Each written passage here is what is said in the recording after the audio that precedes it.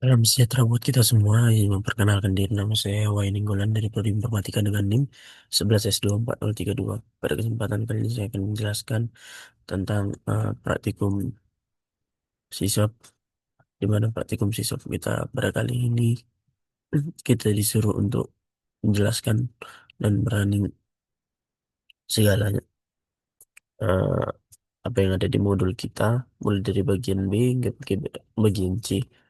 Nah, kita mulai dari bagian B. Di bagian B, kita disuruh menuliskan kode cetak bit.c, di mana nanti kodenya sudah dikasih dan kita disuruh menganalisis apa bedanya dari get bit dan eh, get bit. Nah, untuk di kode itu, eh, penjelasan gunanya dari kode cetak bit.c ini dia untuk menunjukkan bahwa setiap program akan berjalan di Linux dan memiliki nanti nomor identitas Unix atau PID-nya nanti. Nah, atau bitnya. Nah, poin pentingnya di kode ini nanti kalau si getBit itu dia itu hanya untuk mengambil ID prosesnya sendiri dan si getPayBit-nya itu untuk mengambil ID proses yang menjalankan programnya atau si parent-nya nantinya.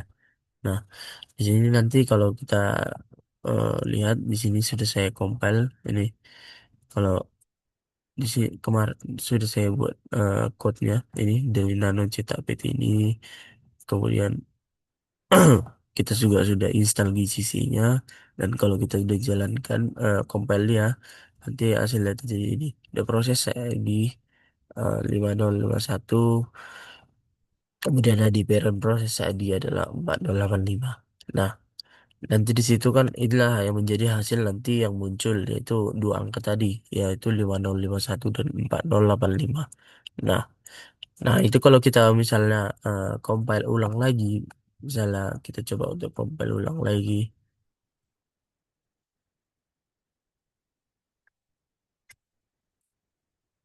Ntar, ini kita coba untuk compile ulang lagi.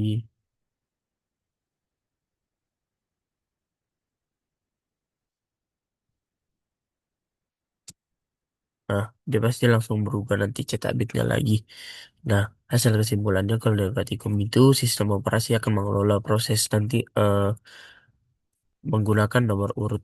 Nah, di mana nanti bitnya ini bersifat nanti dinamis untuk setiap eksekusi kita nantinya. Nah, kemudian kita lanjut ke bagian kedua. Di bagian kedua itu kita akan membahas tentang fungsi sistem atau sistem.c-nya.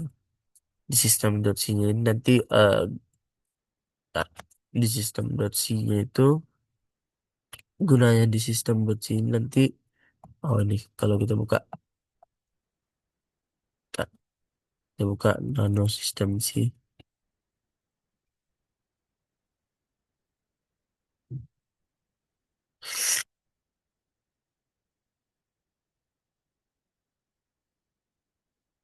Nano sistem C di sini sudah saya buat code-nya. Dimana kalau di dalam sistem sini nanti kita akan menjalankan perintah shell Linux. Seperti nanti ada di sini PS Axel ini, nilai Excel ini dari program kodesi kita.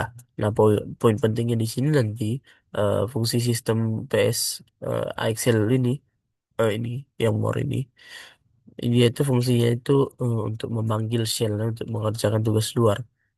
Nah, di sini saya coba kita compile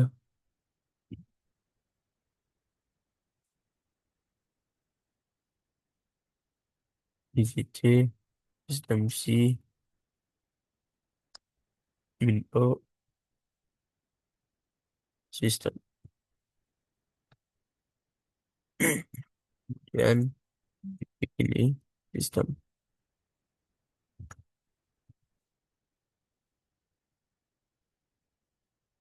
Nah, di sini nilai hasil yang akan ditampilkan dan nanti hasilnya terminalnya nanti di sini akan menghasilkan daftar proses yang sedang berjalan di mana nanti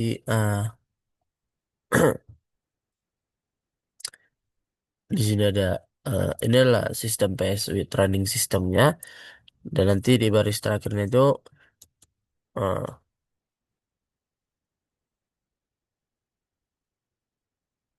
Ini tinggal kita terus-teruskan nanti ada more terus. Nah, intinya nanti di akhirnya itu akan ada seperti ini nanti base Excel ini. Jadi kalau kita enter-enter terus nanti dia pasti ke situ juga nanti ujung-ujungnya. Nah, base Excel. Nah, akhirnya itu nanti dia akan dan. Nah, kesimpulannya kalau dari sini fungsi sistem akan bersifat nanti di blocking. Artinya program kita itu akan berhenti sementara, menunggu perintah dari sel selesai, kemudian langsung menjalankan nanti kembali baris kode selanjutnya. Hingga nanti akhirnya mencetak dan. Nah, kemudian kita lanjut ke bagian berikutnya. Bagian berikutnya itu adalah fungsi Xceleb atau xceleb.c-nya itu. Nah, er,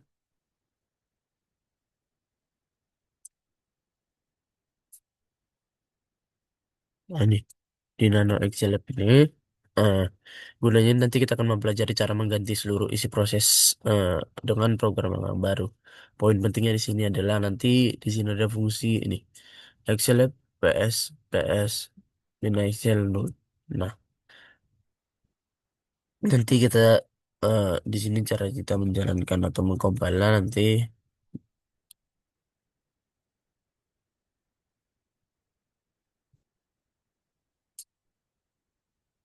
eh,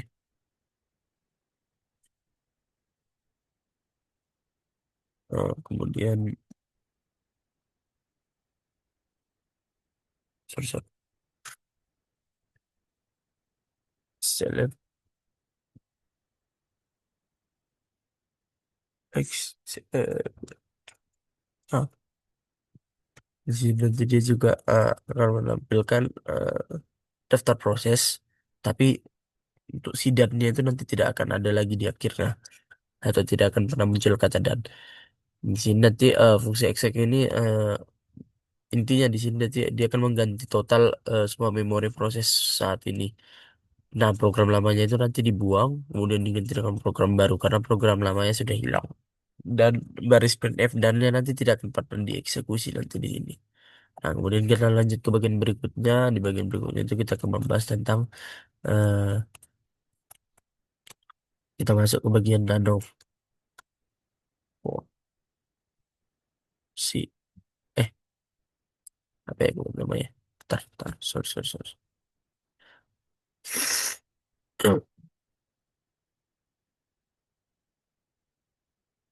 Eh, oh, Fok 3, sorry, sorry, sorry.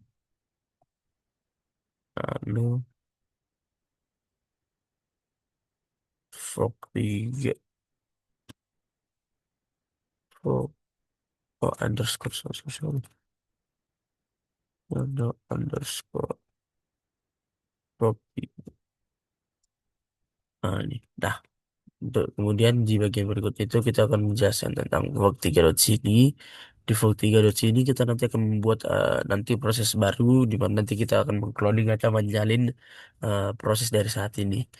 Yang penting di sini nanti ada di bagian baris speed sama dengan fork ini, di mana artinya nanti jika pitnya sama dengan nol, uh, eh, berarti nanti kita akan ada di file anaknya. Tapi kalau kita nanti selain daripada itu atau pitnya lebih besar daripada nol, maka kita kan ada di file induknya, parent prosesnya. Nah, nanti kita di sini cara mengcompile. Nah,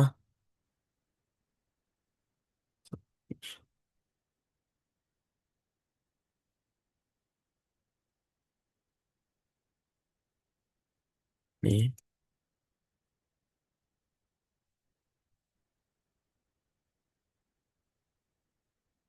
nih. Nah, di sini nanti eh, dikasih tahu langsung akan ada hasilnya nanti muncul dua blok tulisan sekaligus. This is the child process and this is the parent process. Nah, dia dua-duanya akan dicetak. Kesimpulannya dari sini Fog nanti akan membalas satu program eh, atau membagi dua program menjadi dua entitas yang berjalan bersamaan dan mereka akan membagi kode yang sama tetapi punya ruang memori masing-masing di sini seperti yang kita lihat di sini. Nah, kemudian langsung lanjut ke bagian berikutnya. Kalau di bagian berikutnya itu kita akan lanjut ke bagian ini. Di sini, ntar yang fog test. Nah,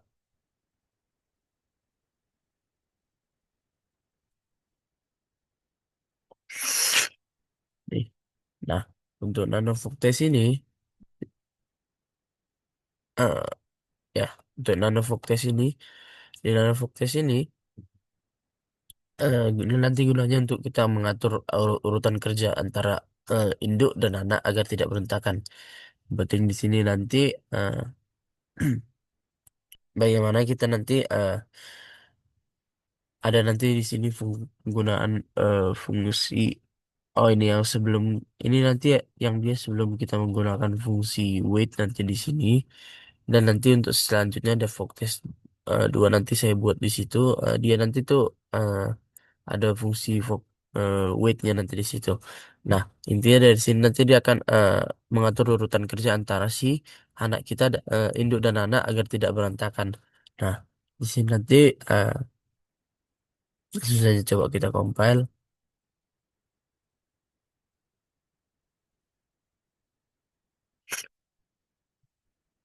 Oke,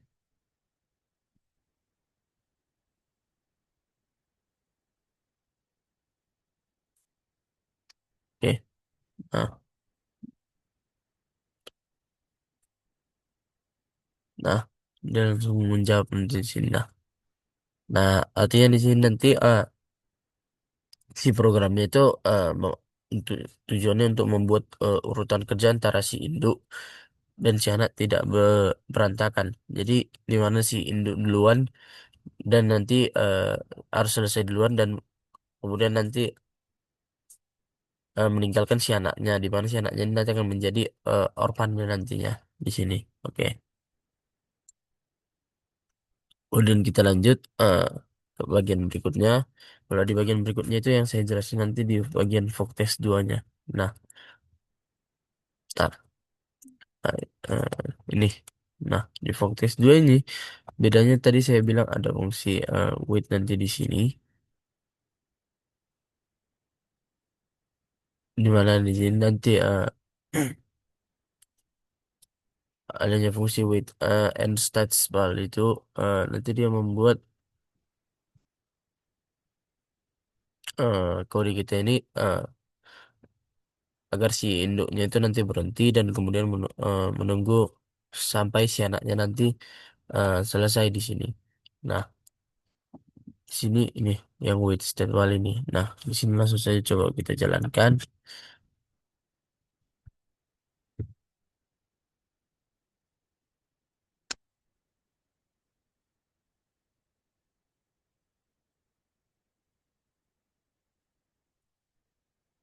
Nah, bukan starting, dia akan jalan terus. Tapi di sini nanti dia eh, perintah ini nanti agar induknya berhentikan, berarti nanti si childnya dulu baru si induknya, si childnya dulu.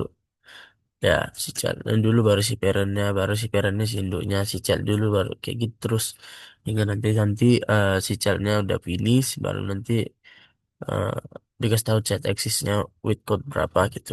Nah, kemudian nanti hasilnya itu ada tulisan ya this is the child, kemudian itu nanti akan muncul 5 kali this is the child. Nah, kemudian nanti baru si parentnya nanti akan melaporkan bahwa si childnya itu sudah selesai dan akan menampilkan exit code-nya eh, di code 37 seperti yang saya tunjukkan di sini. Nah, di sini kita lanjut ke bagian berikutnya. Di bagian berikutnya itu ada di zombie prosesnya. Nah, kalau di zombie proses ini,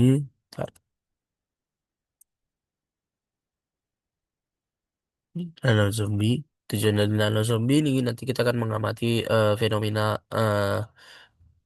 proses mayat hidup atau zombie di Linux. Nah, nanti yang penting di sini nanti di bagian ini sleep 60 ini.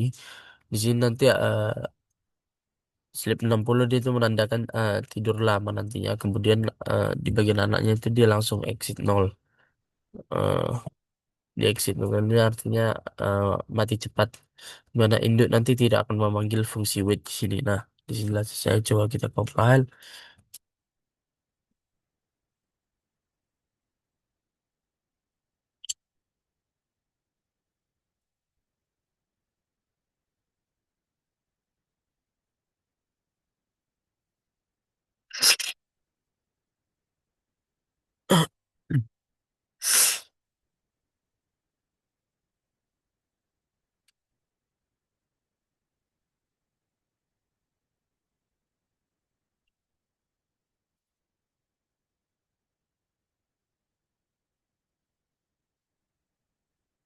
Terus kita di sini akan memasukkan perintah ps min al.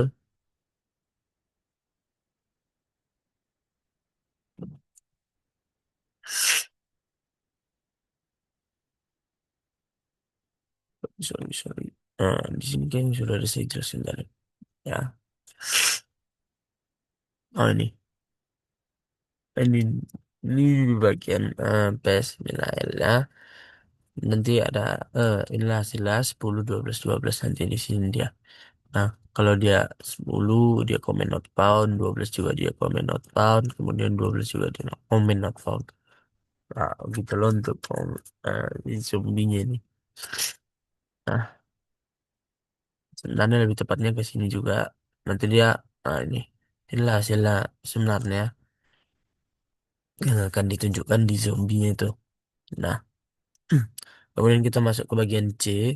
Di bagian C ini nanti kita akan membuat yang namanya, disuruh membuat file program child process isort.c, di mana nanti di bagian C-nya ini kita disuruh untuk mengurutkan data menggunakan algoritma insertion sort. Nanti di mana nanti namanya itu adalah si child process isort.c. Kemudian kita compile sehingga menghasilkan exe file. Hmm. Dan inilah yang menjadi proses yang kita gunakan untuk anaknya. Dan kemudian kita disuruh nanti juga membuat proses induk yang bertujuan untuk membuat dan mengeksekusi proses anak pada nomor satu yang si child prosesnya itu, di mana nama proses induknya itu nanti diberi nama parent process.c. Dan kita juga suruh untuk mengcompile lah. Nah, sini langsung saja coba kita buka. Berarti dia ya nano. Hmm.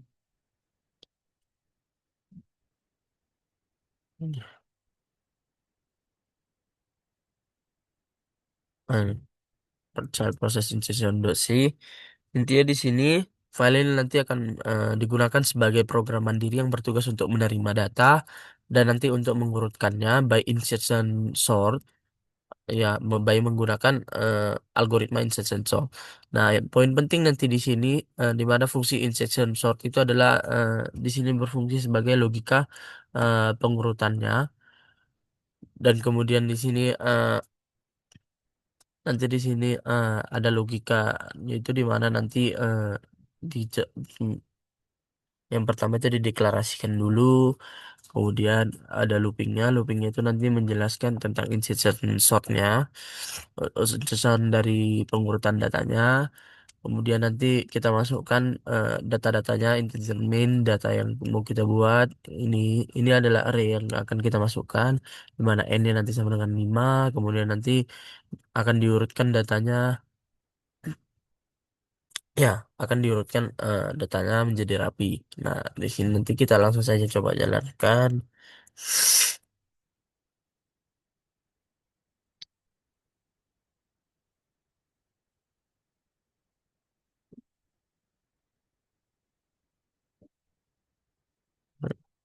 Mana ya? Ini, sorry, sorry. Eh, oh,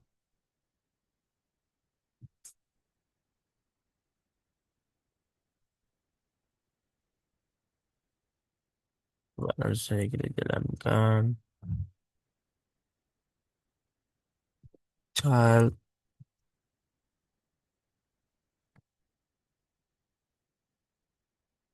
process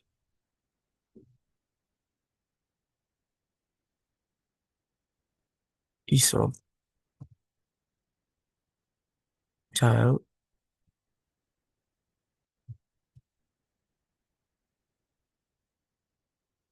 process ISO.